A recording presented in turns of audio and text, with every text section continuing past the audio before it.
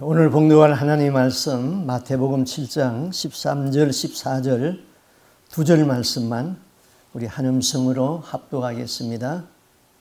좁은 문으로 들어가라.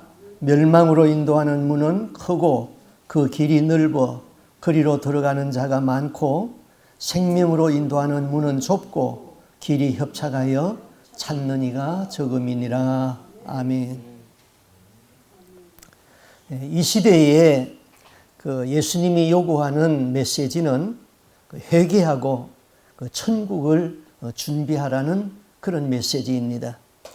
그런데 죄를 회개하라는 설교는 우리가 듣고 싶지 아니한 그런 설교입니다. 그러나 듣는 자는 살리라 그렇게 말씀했습니다.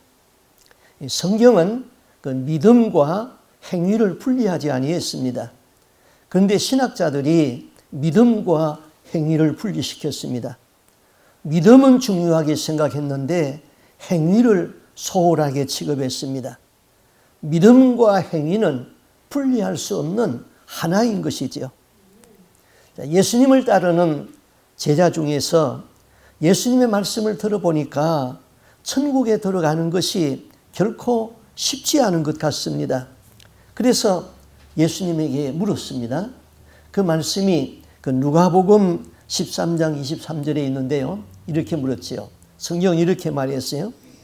혹이 여짜오되 주여 구원을 얻을 자가 적으니까? 혹이 여짜오되 이 말은 어떤 사람이 이름을 밝힐 필요가 없기 때문에 혹이 그랬습니다. 예수님의 대답은 많다 적다 그렇게 말하지 아니하고 이렇게 대답을 했어요. 저에게 이르시되 좁은 문으로 들어가기를 힘써라. 내가 너희에게 이르노니 들어가기를 구하여도 못하는 자가 많으니라. 좁은 문으로 들어가라고 그랬어요.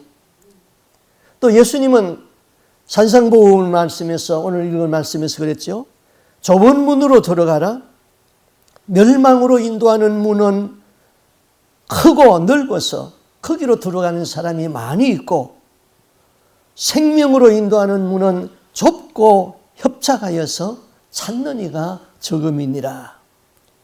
예수님은 구원받을 수 있는 수가 많다 적다 하지 아니했지만은 좁은 문으로 들어가라. 그 문이 생명으로 인도하는 문이다. 그 길은 좁고 협착하여서 찾는 이가 적다 그랬습니다.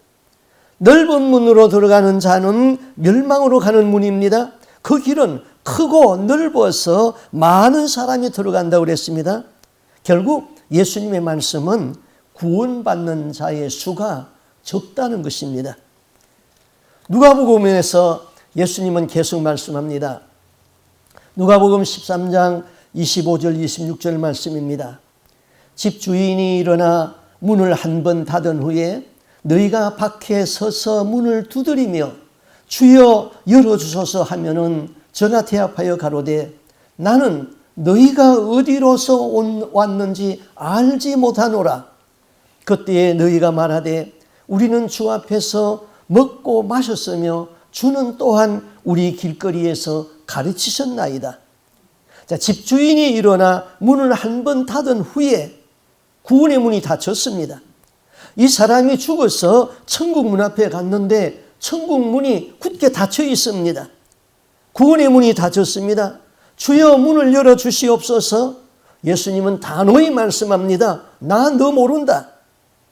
주님, 우리는 주 앞에서 먹고 마셨으며 또한 우리를 길에서 가르치셨나이다. 나는 너희가 어디서 왔는지 알지 못하노라. 행악하는 모든 자들아 나를 떠나가라. 나는 주님을 아는데 왜 주님은 나를 모른다고 합니까? 우리는 주 앞에서 먹고 마셨는데 주는 또한 우리를 길거리에서 가르치셨나이다. 주 앞에서 먹고 마셨다 이 말은 교회에서 행하는 성찬 예식에 참여했다는 말입니다. 친교도 했습니다. 말씀도 배웠습니다. 그런데 주님은 모른다고 합니다. 우리가 아는 대로 마태복음 5장, 6장, 7장은 산상수훈의 말씀이죠. 산상수훈 5장 1절에 이렇게 시작합니다. 예수께서 무리를 보시고 산에 올라가 앉으시니 제자들이 나온지라. 제가 무심코 성경을 읽었을 적에는 예수님의 12제자들을 앉혀놓고 말씀을 전개했구나 그렇게 생각했어요. 아니에요. 많은 무리가 있는데 그 무리들이 다 말씀을 들었어요. 그런데 마태복음의 저자는 무리와 제자를 분리시켜 놨습니다. 말씀을 들은 많은 무리가 다 구원받는 것이 아니라 이 말씀을 듣고 행하는 자가 제자이고 제자들이 구원을 받아서 천국에 들어간다는 것입니다. 무리는 예수님을 좋아하는 팬이고 제자는 말씀을 행하는 성도들이지요.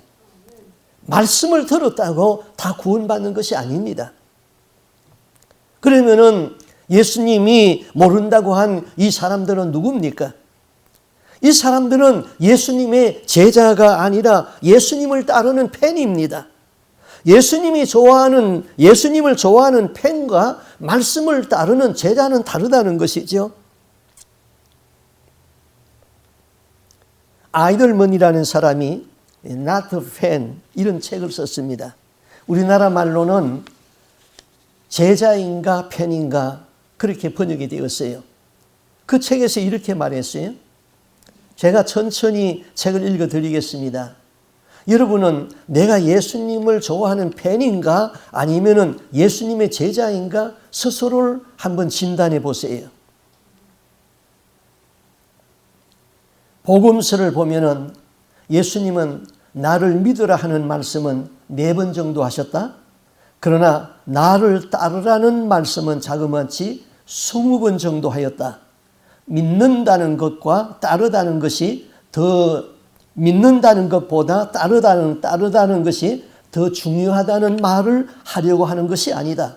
이 둘은 분리할 수 없는 하나이다. 믿음의 메시지에서 따름을 분리시키면 그 믿음은 죽은 믿음이 된다. 믿음과 따름의 이분법을 깨트리지 않는 한 교회 안에는 팬들만 득실거린다. 팬으로 예수를 믿으면 내가 예수 믿고 내가 잃어버릴 것이 하나도 없다. 그러나 예수님을 따르면 무지막지한 손해를 감수해야 된다. 누구도 대가 없이 예수님을 따를 수 없다. 모세는 하나님의 말씀을 따르기 위해서 자기 생명을 죽이려고 하던 그 바로왕 앞에 서야 했다. 노아는 하나님을 따르기 위해서 무사람의 조롱을 견디어가며 방주를 지어야 했다.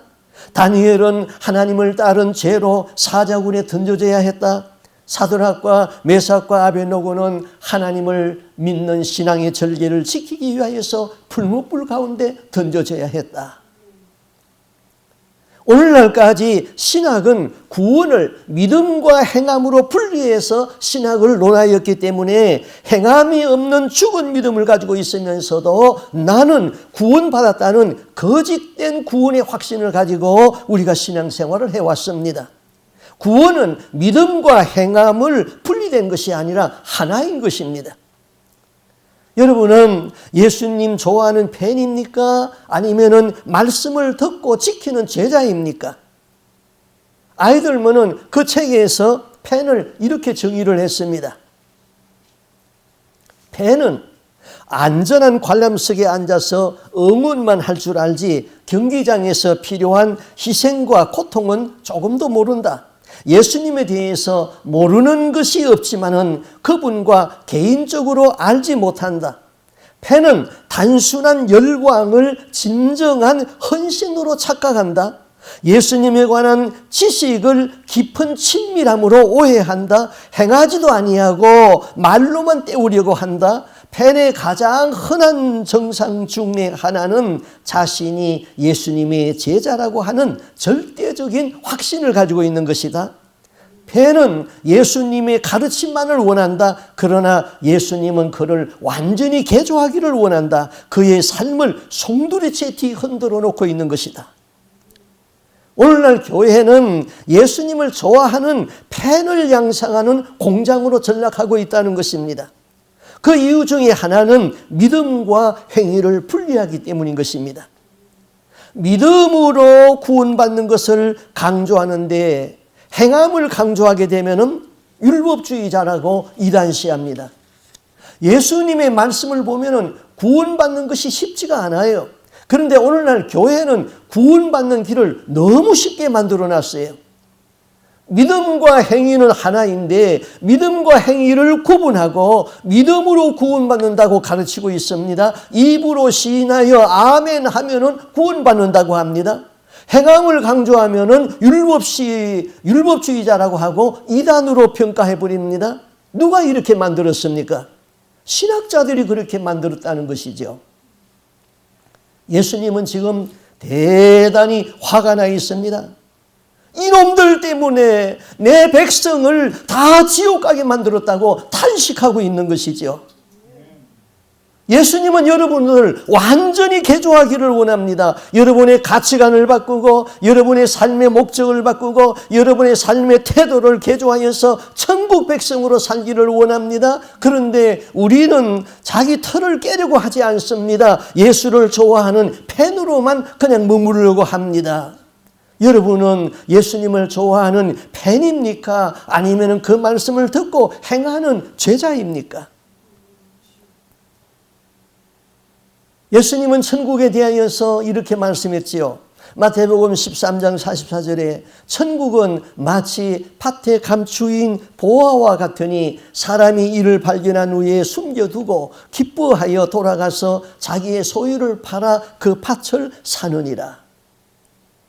어떤 가난한 소작인이 부잣집에 가서 부잣집에 밭을 갈고 있었습니다. 그런데 쟁기 밑에 이상한 소리가 나서 소를 세우고 그 쟁기 밑에서 땅을 팠더니 거기에 보화단지가 있었습니다. 열어보니까 검은 보화가 가득히 들어있습니다. 이 많은 보화 너무너무 기쁩니다. 이 기뻐하는 것 가지고 이 보화가 자기 것입니까? 아니지요. 주인의 것이지요. 자기 것이 되려면 어떻게 해야 됩니까? 그 밭을 사야지 자기 것이 되는 것이지요. 그런데 그 밭을 살려는 돈이 없습니다. 주인이 보화가 묻힌 밭을 팔는지 팔지 않을는지도 알 수가 없습니다. 그러면 농부는 보화를 발견하고 기쁨이 클까요? 고민이 클까요? 당연히 고민이 큽니다. 그 밭을 살려면 내 가진 것을 다 팔아야 됩니다. 밭에 감추인 보화를 발견하고 집에 돌아온 농부는 그 밭을 사기 위하여서 머리를 치우짜는 고민을 해야 됩니다. 이 귀중한 보화는 바로 천국의 주인 되시는 예수님이신 것이죠. 농부가 밭의 계약금을 지불하기 위하여서 행하는 과정은 뼈아픈 아픔과 피 흘리는 대가를 흘려야 되는 것이지요. 천국이 그렇다는 거예요. 그런데 우리는 그 천국의 보화를 발견하고는 그것이 자기인 양, 자기 것인 양 기뻐만 하고 있지 그것을 살려고 하지 않습니다. 하나님이 나를 내버려 두시지 왜 이렇게 간섭하고 나를 바꾸려고 하는가? 하나님은 사랑이시기 때문입니다. 그분이 가진 나에 대한 기대는 대단하기 때문입니다. 하나님이 우리의 시간이 필요해서가 아닙니다. 그분은 영원전부터 계신 하나님입니다. 하나님이 우리의 돈이 필요한 것도 아닙니다. 온 세상이 그분의 것입니다. 금도 내 것이고 은도 내 것이라고 그랬습니다. 우리를 통하여서 예배에 어떤 구걸한 것도 아닙니다. 우리가 예배하지 아니해도 하나님이 창조한 우주 만물은 창조주 하나님을 찬양하고 있습니다.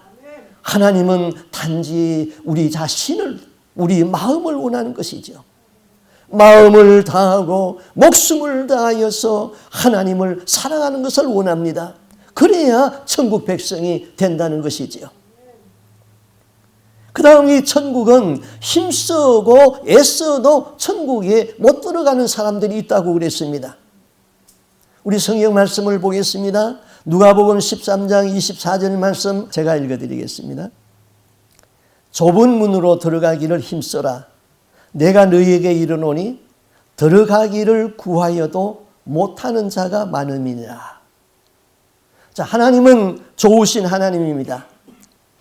우리가 다 구원받기를 원하는 하나님이시죠.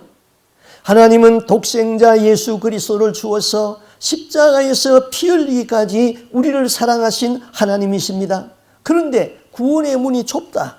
들어가기를 구하여도 못 들어가는 자가 많다는 것이죠.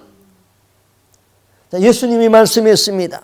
마태복음 11장 12절에 보면은 세례 요한의 때부터 지금까지 천국은 침노를 당하나니 침노하는 자가 빼앗느니라. 천국은 침노하는 자가 빼앗는다. 이 말은 천국이 그냥 저절로 나한테 들어온다는 것이 아니지요. 전쟁을 해가지고 빼앗는 것 같이 빼앗으라는 것입니다.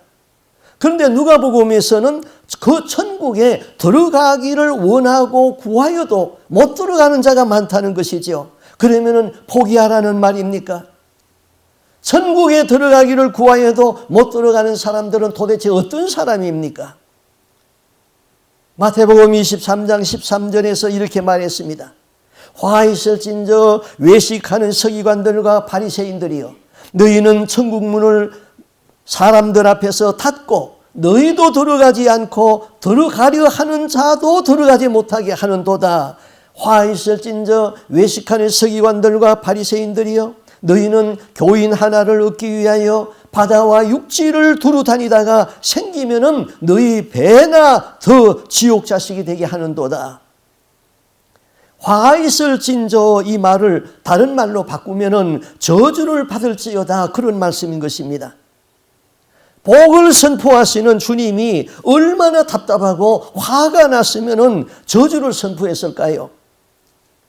예수님은 십자가에서 자기를 못 박는 자들까지 아버지여 저들이 하는 짓을 알지 못하기 때문입니다. 저들의 죄를 용서하여 주옵소서 하고 기도하셨습니다. 그런데 이번에는 복음서에는 사정없이 저주를 퍼붓는데 무려 7번이나 화 있을진저 하고 저주를 선포합니다. 왜 주님이 이렇게 진노하셨을까요? 천하를 주고도 바꿀 수 없는 것이 사람의 생명이에요. 사람의 생명의 가치는 영혼에 있는 거예요. 사람이 태어나서 구원받지 못하고 지옥에 간다면 태어나지 아니함만 못하다고 그랬습니다. 그래서 사도 베드로는 말하기를 믿음의 궁극적 목적은 우리 영혼의 구원에 있다고 그랬습니다. 예수는 믿었는데 잘못된 교리에 속고 사단 귀신에게 속아서 믿음 생활하다가 죽어서 천국 가는 줄 알았는데 지옥에 떨어졌다면 그것보다 더 억울한 일이 어디 있겠습니까? 나는 너희가 천국에 들어오기를 원한다.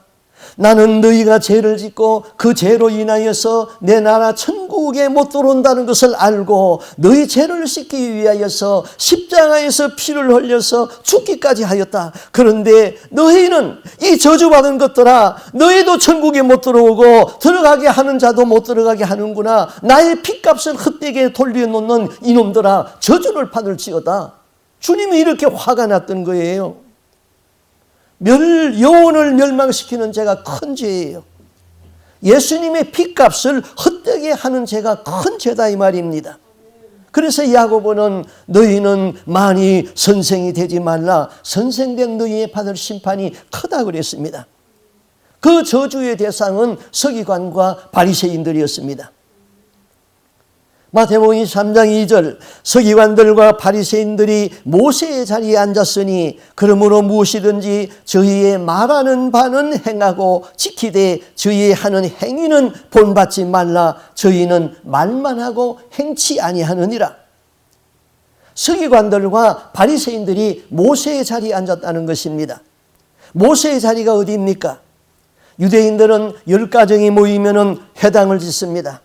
회당에 가면은 두루마리로 된 성경이 있습니다. 지금 우리가 가지고 있는 성경은 종이가 발명되었기 때문에 아주 얇은 성경이죠. 그러나 당시는 종이가 없었습니다. 그래서 가죽에다가 붓으로 쓴 성경이었죠. 그것은 성경 하나를 전체를 다 읽으려면 수레에 가득 실어야 되는 것이죠. 그런데 해당에 가면은 그 두루마리 성경이 있습니다. 해당에서 서기관과 바리새인들이 성경을 가르쳤습니다. 해당에 가면은 돌로 만든 의자가 있는데 바리새인과 서기관들이 그 자리에 앉아서 하나님의 말씀을 가르쳤는데 그 자리를 모세의 자리라고 그랬습니다. 하나님의 말씀인 율법을 가르치는 서기관이나 바리새인들에게는 그 누구도 맞설 수 없는 권위가 있었습니다. 그 사람들이 해야 할 일은 하나님의 말씀을 바로 가르쳐서 다 천국 가도록 하는 책임이 있는 것이지요. 그렇지 않으면 그 자리에 앉지를 말아야 됩니다. 마태복음 23장 13절 화 있을진저 외식하는 서기관들과 바리새인들이여 너희는 천국문을 사람들 앞에서 닫고 너희도 들어가지 않고 들어가려 하는 자도 들어가지 못하게 하는도다. 본인도 안 들어가고 남도 못 들어가게 만든다. 이들은 천국에 대해서 관심이 없습니다. 다만 재산에 관심이 있었고 남이 우러러보는 생명, 명예에만 관심이 있었지요. 그들 속에는 탐욕이 있었습니다. 외식하는 사람들이죠. 오늘날 교회의 목사님들이 교회의 성장에만 관심이 있는 것이지 저 교회 안에 있는 그 영혼들에게 관심이 있느냐 이것이지요. 영혼에 관심이 없고 교회 성장만 관심이 있다면 그것은 자기 위치를 위한 것이지요. 마태복음 25장 15절 화 있을진저 외식하는 서기관들과 바리새인들이여 너희는 교인 하나를 얻기 위하여 바다와 육지를 두루 다니다가 생기면은 너희보다 배나 더 지옥의 자식이 되게 하는도다. 이제 예수님의 말씀을 들어보면은 확실하게 지옥 가는 사람들이 누구입니까? 알 수 있어요. 서기관이나 바리새인 같은 사람들이요. 그리고 그들에게 배우고 따르는 사람들이에요. 그들을 배나 지옥의 자식이나 만든다고 그랬어요. 오늘날 이 말씀을 우리의 삶에서 한번 적용하면 어떻습니까? 마태복음 15장 14절에 저희는 소경이 소경을 인도하는 자로다. 만일 소경이 되어서 소경을 인도하면 둘이 다 구덩이에 빠지느니라. 소경된 인도자들을 따르면 둘 다 구덩이에 빠진다는 거예요. 소경된 인도자는 자기도 길을 모르면서 이 길이 바르다고 나를 따르라고 합니다. 예수님은 소경된 인도자여 소경이 소경을 인도하면 둘 다 구덩이에 빠진다고 그랬습니다. 그 구덩이는 지옥을 말하는 것이죠. 우리는 소경된 인도자를 조심해야 됩니다. 소경된 인도자를 따라가다가는 인도자와 함께 지옥으로 떨어지기 때문이지요. 만약에 여러분이 생사가 달려있는 수술을 받아야 된다고 가정해 봅시다. 그러면 아무 의사나 찾아가겠습니까? 실력이 있는 의사를 찾아가겠지요. 여러분의 영혼을 아무에게나 맡기나 됩니까? 하나님의 말씀을 맡은 자, 진리를 바로 증거하고 사람 눈치 보지 아니하고 하나님의 말씀을 바로 증거하는 사람과 함께 있어야 되겠지요. 저 목사가 하나님의 말씀을 중요하게 다루고 있는가? 회개를 가르치고 천국과 지옥을 증거하고 예수 그리스도의 강림을 준비하고 가르치고 있는가? 그리고 나의 믿음과 삶이 일치되는가? 바르게 살려고 몸부림치는가? 기도하라 기도하는가? 때를 얻든지 못든지 전도하라 전도하는가? 사랑하라 예수를 사랑으로 삶으로 실천하는가? 그러면은 실제로 오늘날 자기도 천국 못 가고 따르는 무리 천국에 못 들어가게 하는 일이 지금도 얼마나 많이 있습니까? 우리 주위에 너무나 많이 있어요. 한번 구체적으로 예를 들어 볼까요? 제사 문제입니다. 고린도전서 10장 20절에 이렇게 말씀했지요. 대저 이방인의 제사하는 것은 귀신에게 하는 것이요 하나님께 제사하는 것이 아니니 나는 너희가 귀신과 교제하는 자 되기를 원치 아니하노라. 자, 죽은 사람을 기억하고 제사 지내면은 귀신과 교제하는 거예요. 제사는 귀신과 교제하는 것이라고 성경에 그랬어요. 교제는 사귀는 거예요. 귀신과 사귀면은 귀신이 더 많이 오는 법인데 귀신이 오면은 재앙을 가지고 오는 것이죠. 그런데 천주교회는 제사는 그 나라의 문화입니다. 괜찮습니다. 성경에 내 부모를 공경하라고 하지 아니했습니까? 제사를 지내세요. 그 제사를 그런데 교회 안에까지 끌고 들어왔어요. 천주교인들은 우상도 섬기고 하나님도 믿습니다. 이래가지고 구원이 되느냐 이것이죠. 그러면은 개신교에서는 그리스도인들이 제사 대신 추모 예배, 추도 예배를 드립니다. 죽은 자를 기념해서 드리는 예배가 추모 예배고 추도 예배입니다. 그런데 오늘날 각 교단마다 예배 목록에 추모 예배와 장례 예배가 있습니다. 우리의 선배 목사님들이 그렇게 습관적으로 해왔기 때문에 우리도 그렇게 친숙해졌습니다. 그러나 친숙하다고 옳은 것은 절대로 아니라는 것을 깨달아야 되죠. 예수님은 뭐라고 말씀했습니까? 나를 기념하라 그랬는데 우리는 죽은 자를 기념해가지고 예배를 하고 있는 것이지요. 예배 이름만 갖다 붙이면은 다 하나님이 받는 것입니까? 구약에서는 시체는 부정하다고 그랬습니다. 그런데 그 부정한 시체를 예배당 안에까지 가지고 와가지고 거기서 예배를 드리고 있습니다. 죽은 자에게 음식을 갖다 놓으면 우상의 제물이라는 것을 아는데 죽은 자에게 꽃을 갖다 두는 것은 죽은 자에 대한 예의라고 말합니다. 이북의 김일성이 동상 앞에 가가지고 머리를 숙이는 것은 우상 숭배의 죄라고 다 알고 있으면서도 죽은 자의 시체 앞에 가가지고 머리를 숙이는 것은 그 죽은 자에 대한 예의라고 그렇게 말합니다. 우리는 성경을 읽고 성경으로 돌아가야 되는 것이지 관습이 그랬다고 옳은 것은 절대로 아니라는 것이지요. 그 다음 교리적인 문제를 볼까요? 여호와 하나님만을 믿고 예수를 믿지 아니하는 유대인들에게 구원이 있습니까? 구원이 있다면 예수님이 이 땅에 사람의 몸을 입고 오실 필요가 없는 것이지요. 그냥 여호와 하나님 믿으면 되잖아요.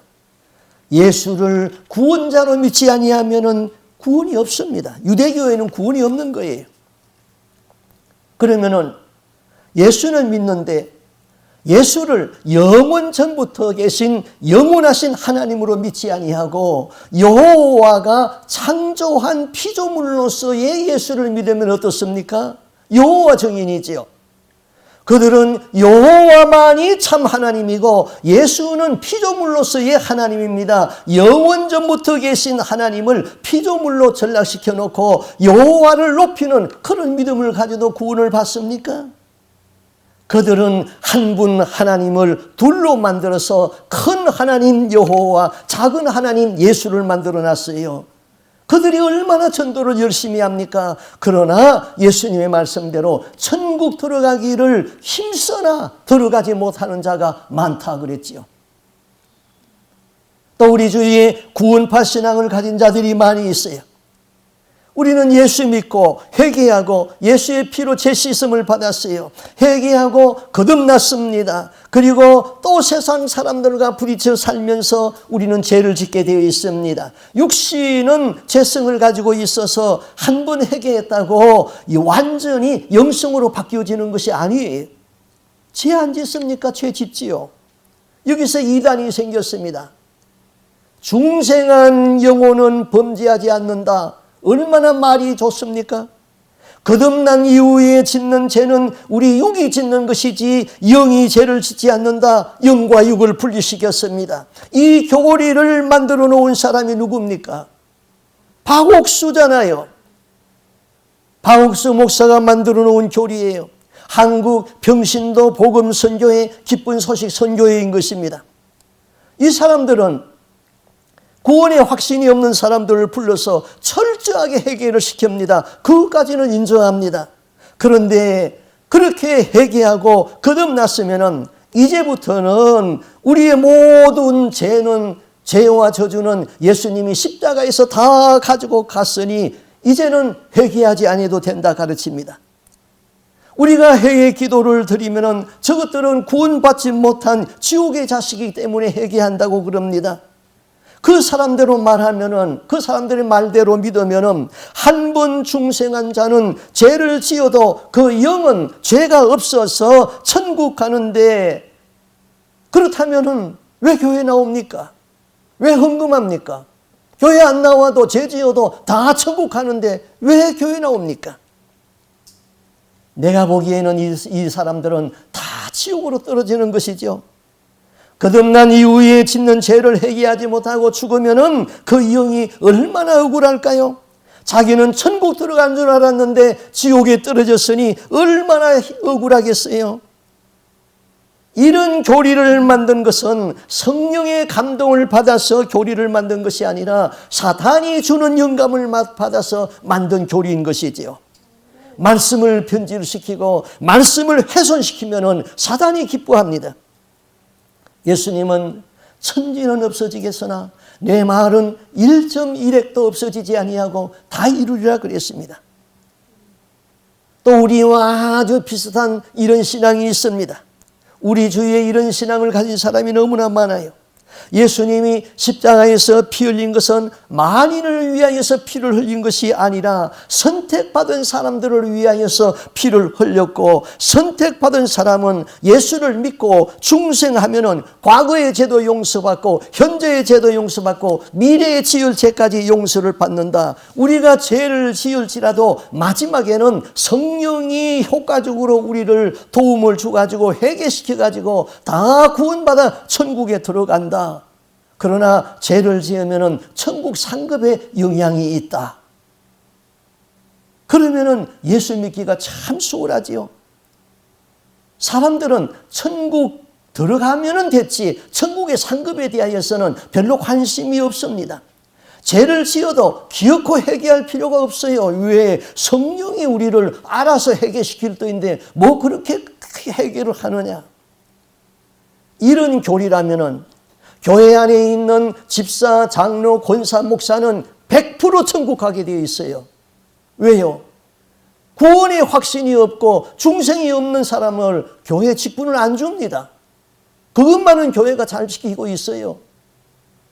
그런데 실제로는 지옥에는 목사와 장로와 성도들이 얼마나 많이 있는데요.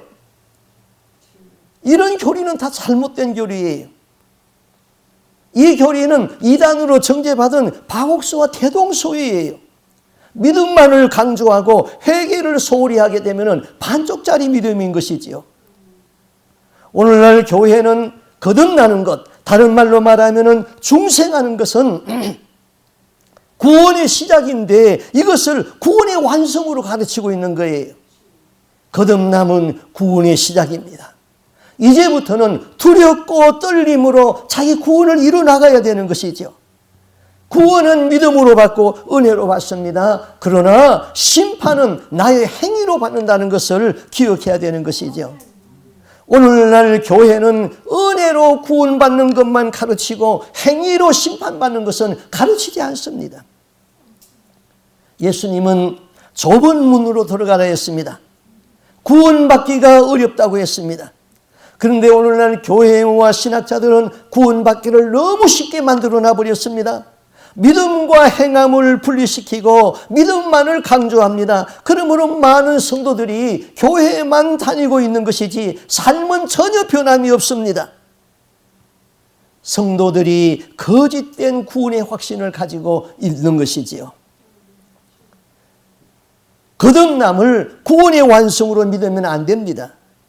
구원을 받았으니 이제 아무렇게나 살아도 된다 그런 것이 아니지요. 이런 사람은 이제 결혼식이 끝났으니까 내 마음대로 살아도 된다 하는 사람과 같습니다. 결혼식은 결혼 생활의 완성이 아니라 결혼 생활의 이제 시작인 것이지요.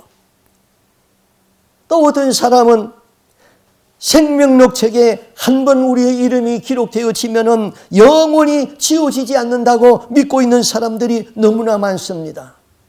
지워집니까? 지워지지 않습니까? 지워집니다. 출애굽기 32장 33절을 한번 보겠습니다. 여호와께서 모세에게 이르시되 누구든지 내게 범죄하면은 그는 내가 내 책에서 지워버리리라. 내 책이 어디입니까? 생명록 책이지요. 누구든지 하나님에게 범죄하면은 하나님의 생명록 책에서 지워버리리라. 범죄하면은 지워지는 거예요. 계시록 3장 5절 이기는 자는 이와 같이 흰옷을 입을 것이요 내가 그 이름을 생명록 책에서 반드시 흐리지 아니하고 그 이름을 내 아버지 앞과 천사들 앞에서 시인하리라. 자, 이기는 자는 그 이름을 생명록 책에서 지워지지 않는다 그랬습니다. 그럼 이기는 자가 누굽니까? 이기는 자는 그 앞에 말씀을 보면은 죄를 회개하는 사람이 이기는 사람입니다. 그런데 회개하지 못하여서 이기지 못하였습니다. 사탄과의 싸움에서 졌는데도 불구하고 그 이름이 생명록 책에서 지워지지 않습니까? 그런 말씀은 없습니다. 생명록 책에서 이름이 지워지지 아니해야 할 사람은 이겨야 되는 것이죠. 마태복음 7장 21절 나더러 주여 주여 하는 자마다 천국에 들어갈 것이 아니요 다만 하늘에 계신 내 아버지의 뜻대로 행하는 자라야 들어가리니 그날에 많은 사람이 나더러 이르되 주여 우리가 주의 이름으로 선지자 노릇하며 주의 이름으로 귀신을 쫓아내며 주의 이름으로 많은 권능을 행치 아니하였나이까 하리니 그때 내가 저에게 밝히 말하되 내가 너희를 도무지 알지 못하니 불법을 행하는 자들아 내게서 떠나가라. 많은 사람이라고 그랬어요. 지옥행 열차를 타고 있으면서도 천국행 비행기를 탔다고 속지 말아야 됩니다. 나더러 주여 주여 하는 자들은 예수를 좋아하고 따랐던 팬입니다. 내 아버지의 뜻대로 행하는 자는 말씀을 듣고 순종하는 제자입니다. 예수님은 말로만 하는 믿음과 행동하는 믿음을 구분했습니다. 팬인가 제자인가 구분했습니다. 구원받을 사람인가 구원해서 낙오될 사람인가 구분했습니다. 삶은 전혀 변화가 없는데 교회 나온다고 다 제자입니까? 예수님의 편에서는 알곡이 있고 쭉정이가 있다고 그랬어요. 양이 있고 염소가 있다고 그랬어요. 예수님은 천국에 들어갈 수 있는 알곡 한 사람이 귀한 것이지 쭉정이로 날아갈 수 있는 쭉정이 100명은 중요하지 않은 거예요. 천국 알곡 심자가 되어야 되는 것이죠. 그렇다면은 배고픈 사람에게 밥을 사 주었습니까? 헐벗은 사람에게 옷은 주었습니까? 오갈 데 없는 사람에게 집에 초청해서 잠은 재워 주었습니까?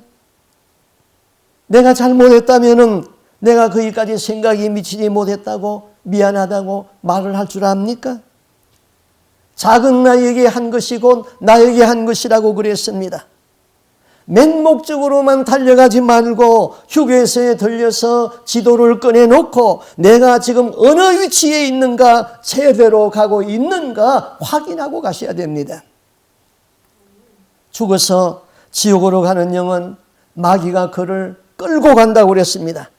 마치 곱비에 묶여서 도살장에 끌려가는 송아지처럼 끌려갑니다. 천국 백성으로 알고 받들어 모시어가는 것입니다. 그러므로 우리는 날마다 회개하는 삶으로 성령의 충만을 받아야 됩니다. 중동에 이런 교훈이 있습니다. 당신이 태어날 때 당신은 울고 세상은 기뻐했다. 당신이 죽을 때는 세상이 울고 당신이 기뻐할 수 있는 사람이 되라 그랬습니다. 진실로 내가 죽을 때에 내가 기뻐할 수 있는 것은 구원에서 낙오되지 아니하고 내 영혼이 천국의 영광을 바라보면서 천국에 들어가는 것입니다. 아멘입니까? 아멘. 어느 목사님이 원고를 보고 설교를 하면서 어떻게나 설교를 지루하게 하는지 성도들이 다 졸고 있었어요. 그날도 안경을 끼고 원고를 그냥 읽어만 내려갔습니다. 어떤 성도가 졸음을 참으려고 참다 못 견뎌서 그만 고개를 뒤로 젖히고 입을 떡 벌리고는 그냥 자고 있었습니다. 목사님이 보니까 은근히 화가 났어요. 이 귀한 진리의 말씀을 전거하고 있는데 저 사람이 저렇게 자고 있다니. 목사님은 책상을 빵 치면서 여러분 이 말씀은 진리입니다 그랬어요. 졸던 이분이 깜짝 깨서 말했습니다. 맞습니다. 목사님 말씀은 진리입니다. 설교가 길면은 진리가 질려버리죠.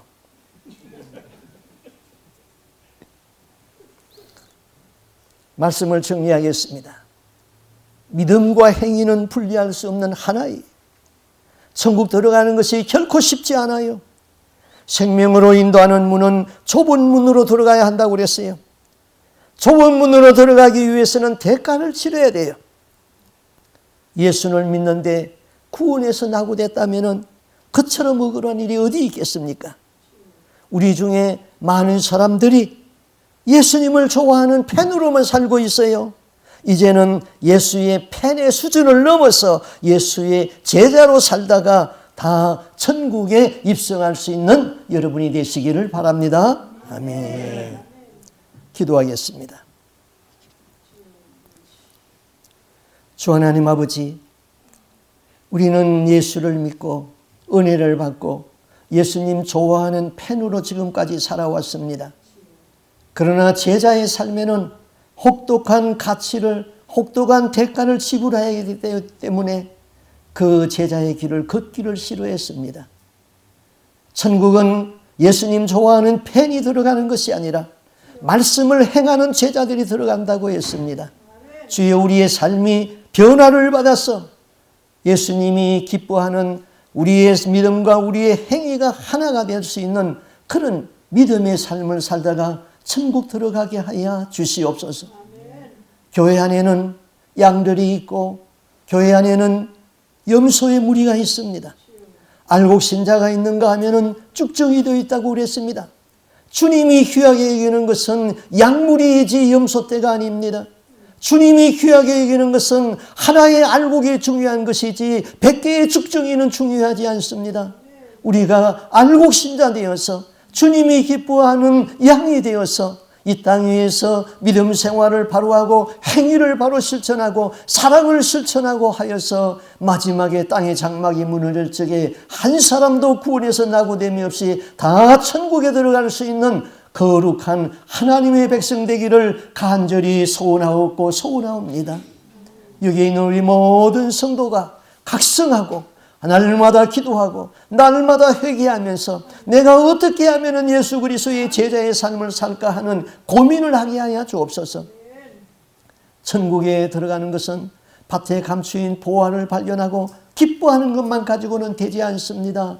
이 보화를 사기 위해서는 우리의 머리에 쥐가 나도록 고민을 해야 되고 우리가 희생하고 내 대가를 다 지불해서 내 가진 것을 다 팔아야 되는데 내가 가진 것을 팔지 않고 그대로 가지고 있으려고 하고 있습니다. 우리로 하여금 결단하게 하여 주옵소서.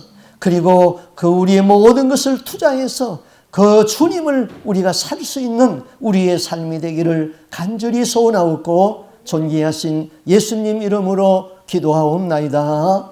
아멘.